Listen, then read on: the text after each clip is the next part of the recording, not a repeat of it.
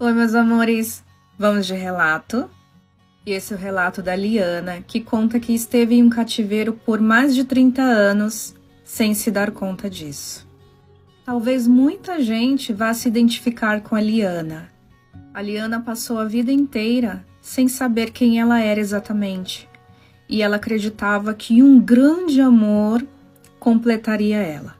E embora fosse muito bonita, ela costumava se apaixonar por homens que estavam, digamos que, muito abaixo daquilo que ela realmente gostaria de ter. E isso não tem nada a ver com a parte financeira. Era no sentido de nenhum dos homens por quem ela se apaixonava retribuía o mesmo sentimento. E ela não entendia isso, era um ciclo que se repetia, sempre. Bastava dar uma migalha de atenção para ela se apaixonar perdidamente por aquele homem e criar expectativas grandiosas a respeito dele, que só existiam na cabeça dela. E sempre que ela se apaixonava por um homem, ela fazia de tudo. Ela era parceira. Ela fazia absolutamente tudo o que estava e o que não estava ao alcance dela para agradar esse homem.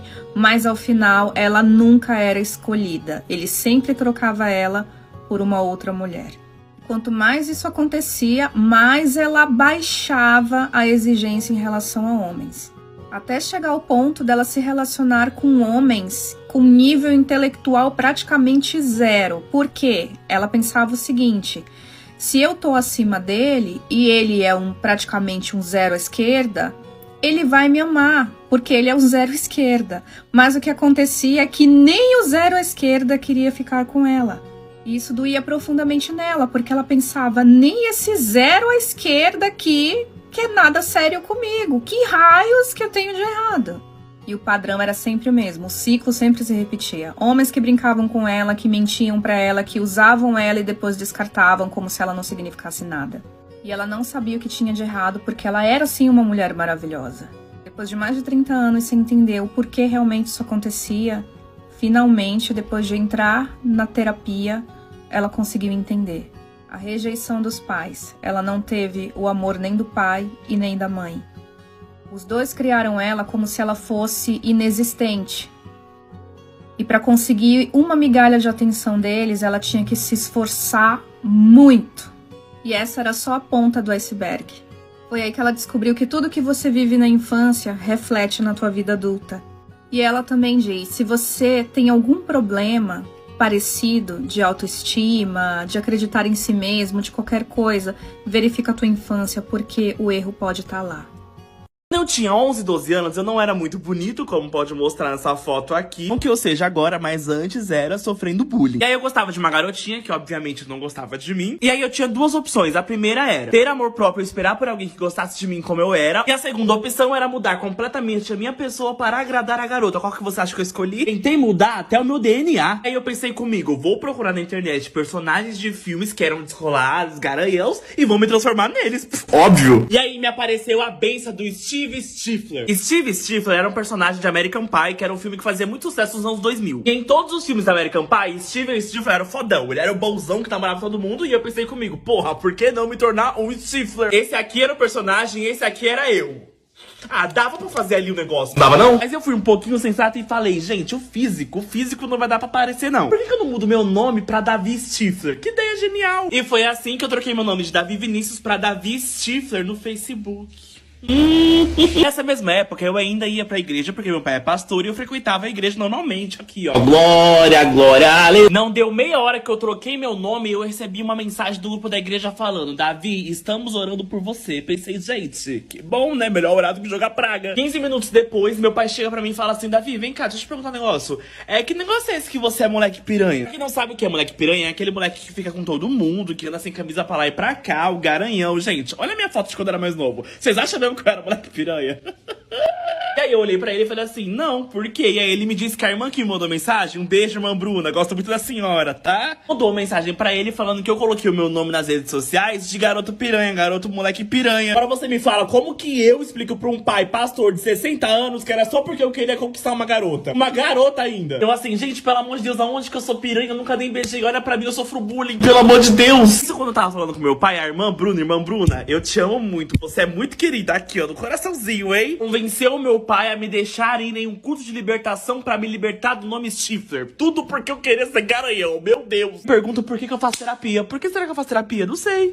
A minha própria família tramou contra mim. Coincidentemente, eu e minha irmã nos casamos com 2 irmãos. Eu me casei com um e ela se casou com o outro irmão. E o meu marido sempre teve muita força de vontade e eu também. A gente sempre foi atrás de muitas coisas e de melhorar de vida. Apesar de sermos muito pobres, a gente conseguiu crescer na vida. Meu marido conseguiu um trabalho muito bom, ganha muito bem. Eu tenho uma loja, eu também consigo me manter muito bem. E é por isso que a gente ajuda a minha família. Não só ajudamos essa irmã minha e o irmão dele, como também mais irmãos que eu tenho. Mas quando eu descobri que estava grávida, eu queria me mudar para uma cidade maior. Meu marido concordou comigo e a minha irmã, vendo que isso prejudicaria na ajuda que damos a eles, não gostou nada da ideia. Meus parentes não queriam que eu fosse embora, simplesmente porque ficaria mais complicado ajudar eles tanto, mesmo que eu ainda mandasse dinheiro pra ajudar com os estudos dos filhos deles. Quando chegou o dia do bebê nascer e eu fui pro hospital, a minha irmã me amaldiçoou tanto e amaldiçoou o meu filho também, simplesmente porque não queria que eu fosse embora. Disse que passaríamos por muitas coisas terríveis e que me machucou demais. Na mesma hora, eu já quis guardar todas as minhas coisas de casa e me mudar. Apesar do nosso relacionamento ficar cada vez pior, eu continuei ajudando eles mesmo assim. E perdoei ela no meu coração. Mas depois de muito tempo, eu descobri que eu estava doente. E o pior veio depois. Parte 2 no Insta primeiro. A família tramou contra mim, parte 2. Depois que eu descobri que estava doente, eu passei por um momento muito difícil na minha vida, pois era uma doença grave. Não pudemos mais ajudar minha família com muito, mas a gente ajudou com um pouco que podia. E isso foi motivo para eles pegarem raiva de mim. Juro pra vocês, eu descobri por algumas outras bocas que todos os meus parentes estavam contra mim. E quem havia organizado tudo isso havia sido minha irmã mais próxima. Essa aqui, no caso, havia me desejado muito mal quando meu filho nasceu. Ela ficou com tanto ódio de mim por não poder mais ajudar tanto eles. E eu passei por uma cirurgia muito complicada, que era entre a vida e a morte. E depois que souberam que eu havia sobrevivido, não ficaram muito felizes, mas me convidaram para um jantar, o qual eu não me arrisquei a ir. Minha sogra que rasgou todas as minhas roupas. Sim, eu e meu marido não temos condições de morar sozinhos ainda, por isso a gente mora com a minha sogra. E tudo ia até muito bem, até ela começar a enfiar minhoca na cabeça dela. Ela começou a frequentar uma nova igreja, ter novas amizades e começou a mudar bastante, sabe, o comportamento. E por mim tudo bem, sabe, ela faz o que ela quer da vida dela. Mas o problema é que ela começou a implicar com o meu jeito e o jeito do meu marido, que a gente tinha que fazer as coisas de tal forma, que tem que fazer isso e aquilo, pra ser certo tem que fazer isso aqui.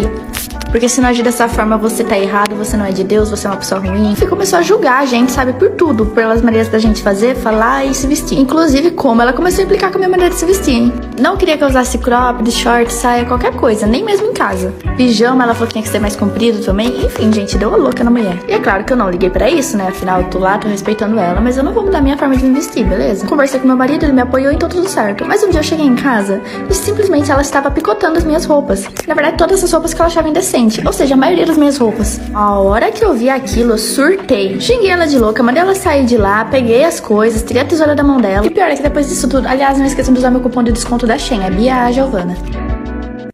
O dia que a minha sogra rasgou todas as minhas roupas, parte 2. Continuando, o pior é que depois dela ter rasgado as minhas roupas, ela se achou no direito e achou que tava certa. Ela continuou conformando, tipo assim, como se eu fosse a vilã da história e fosse errada por ter impedido ela. Foi assim, uma loucura, né? Eu peguei e falei pra ela, eu vou lá no seu quarto, então eu vou começar a rasgar suas roupas. Aí ela pirou, né? Aí ela já começou, não, o que é isso, não sei o que. E eu, tipo, eu tava indo em direção ao quarto dela, mas eu não ia rasgar nada, claro, só queria assustar ela pra ela ver como que era bom que ela tinha feito comigo. Senti um pouco na pele.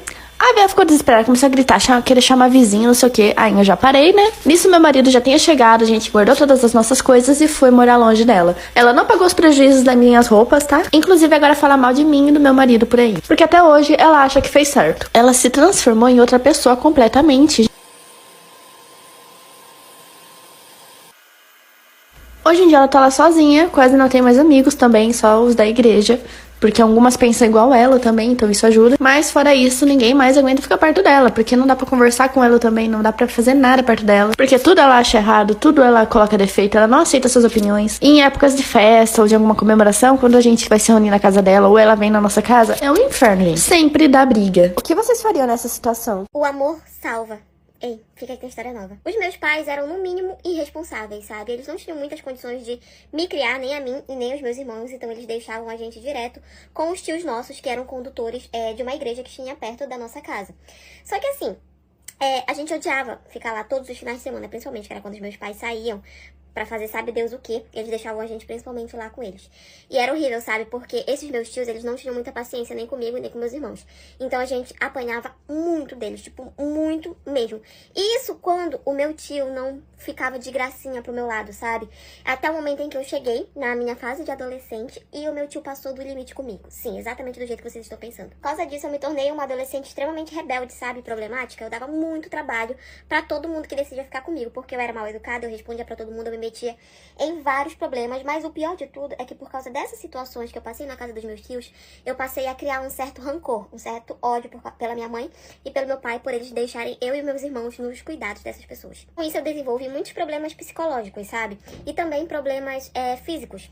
Eu comecei a comer compulsivamente quando eu já tava na minha fase adulta, que eu cheguei a ficar obesa, eu cheguei a pesar muito mais de 130 quilos, sabe? E aquilo tava detonando comigo e com a minha autoestima principalmente, mas principalmente com a minha saúde, sabe? Me detonava demais, demais, demais. Fora os comentários maldosos que eu tinha que ouvir da minha família, que eu tinha de ouvir do pessoal que ficava próximo de mim, sabe? Sobre o meu corpo, sobre o meu peso, sobre isso, sobre aquilo. Então, eu comecei a ter sérios problemas psicológicos. Até que eu cheguei a um ponto em que eu quis tentar me matar, sabe? Não só por causa do meu peso, mas por causa de tudo. Por todos os traumas que eu tinha passado na minha adolescência, na minha infância. E por tudo que eu tava vivendo naquele momento, assim, foi uma junção de tudo, sabe? E o que foi que eu fiz? Eu tentei. Eu juntei tudo que foi remédio, comprimido que tinha na minha casa. E tomei tudo de uma vez só. Eu me lembro de acordar com o meu irmão enfiando o dedo na minha garganta, sabe? Pra tentar tirar tudo que eu tinha tomado. E depois eu lembro que eu apaguei. Depois eu lembro que eu acordei no hospital. Já, né? Sim, eles tinham conseguido salvar a minha vida. E aí eu comecei a fazer acompanhamento psicológico. E nisso eu também tive todo o suporte do hospital. Me ofereceram pra fazer cirurgia bariátrica. E eu acabei aceitando, né? Pensei eu, por que não? Fiz a cirurgia, comecei a cuidar do meu corpo, comecei a cuidar da minha mente, comecei a viver de fato. Depois de adulta, foi que eu comecei a viver a vida. E aí eu comecei a sair pra festas, bares, depois comecei a me relacionar com várias pessoas, mas era só, tipo, ficar de beijar, sabe? Eu não conseguia manter relação sexual com nenhuma delas por conta do trauma que eu tive da minha infância e adolescência, né? Por todo o abuso que eu sofri, eu não conseguia manter relação sexual com ninguém. Até que numa dessas saídas eu conheci conheci um rapaz muito bonito, muito educado, me tratava muito bem. Gente, eu não tava acostumada a ser tratada bem por ninguém, então no início eu achava muito estranha a forma como ele me respeitava, sabe? Eu sempre achei que ele seria o tipo de pessoa que ia me tratar bem, só até conseguir o que queria. Depois que eu tivesse, iria me largar de lado, sabe? Mas não, ele sempre foi muito bom comigo, sempre me respeitou, nunca ultrapassou os meus limites, sempre me tratou bem, mesmo sem nem saber qual era a minha história e o porquê que eu não mantinha relações sexuais com ele. Ele respeitava o meu tempo, ele não me pressionava, ele não fazia absolutamente nada além de me esperar. Depois de algum tempo da gente ficando, depois de alguns meses em que eu já tava apaixonada por ele, eu não tava bem ainda, mentalmente falando. Eu ainda não tava 100% curada, sabe? Então eu mesma comecei a enfiar na minha cabeça que se eu não fizesse o que eu tinha que fazer com ele, ele ia me deixar, ele ia me largar, porque ele ia cansar de me esperar. Eu mesma comecei a enfiar isso na minha cabeça, sabe? Não foi ninguém, além de mim mesma, que a minha mente começou a me sabotar. E eu tinha muito medo dele me abandonar, dele me deixar, porque ele era um amor de pessoa. Então eu enfiei na minha cabeça que eu tinha que fazer as coisas com ele, porque senão ele ia me deixar. Até que um dia nós estávamos na casa dele, muito à vontade, e eu mesma iniciei pra que a gente fizesse o que tinha que fazer. E na hora que a gente ia começar, que ele tava tirando a minha roupa, eu não consegui. Eu simplesmente comecei a chorar. Parte 2. Pensei, pronto, esse é o momento em que ele vai dizer que eu sou louca e que ele vai me deixar, porque do nada a pessoa começa a chorar no momento desse, sabe? E mesmo chorando, eu tentei forçar, eu tentei dar continuidade, sabe?